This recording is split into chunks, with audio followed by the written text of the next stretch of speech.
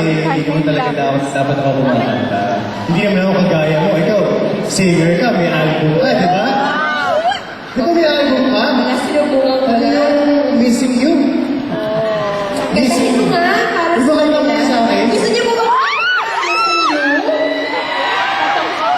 Oh, pagbigyan mo sila. Hindi. Para sa kanila, di ba? Kakakanta ko lang. Hindi talaga. Kung live lang or... Ang tatanungin ko sana kasi, Hindi, John. ang tatanungin ko, bibigyan ko ng bag, tumahimik ka lang. Ay, sige!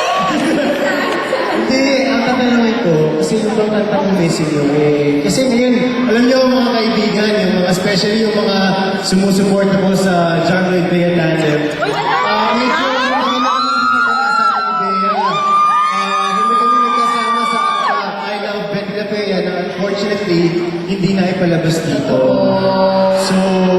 So ayun, so ang tanong ko lang, na-miss mo ba ako? Ha? Nami-miss mo ba? Oh, gusto ko yung cheeks mo. Kasi ang kasama ko sa movie si Derek. Sige. Sam. O sige, dun ka na. Para kasi ngayon, alam niyo mga kaibigan, si Bea kasi nakatikim lang ng ano eh.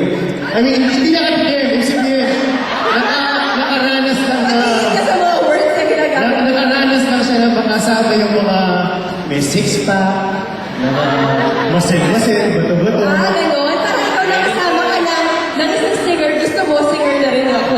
Gusto ko ba? Nagsiselos ka ba? Ha? Nagsiselos ka ba? Ano naman ang sinasabi mo siya? Nagano ako sa'yo. Bea, huwag kang magsiselos. Galing yan. Trabaho lang yun. Alam mo naman na maaalagaan ko kayong lahat. Parang ang dami mo lang sinabihan yan, John Lloyd. Hindi, aalagaan ko kayong lahat kasi importante kayo sa akin.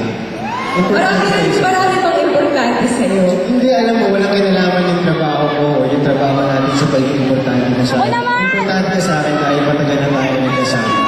And alam mo, hindi naman naaabot ko kung hindi kita kasama. So, Marami na talagang blessings, John Lloyd.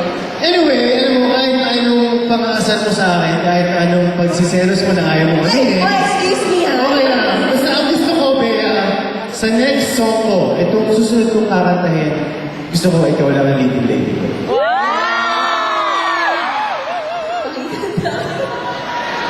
Music please.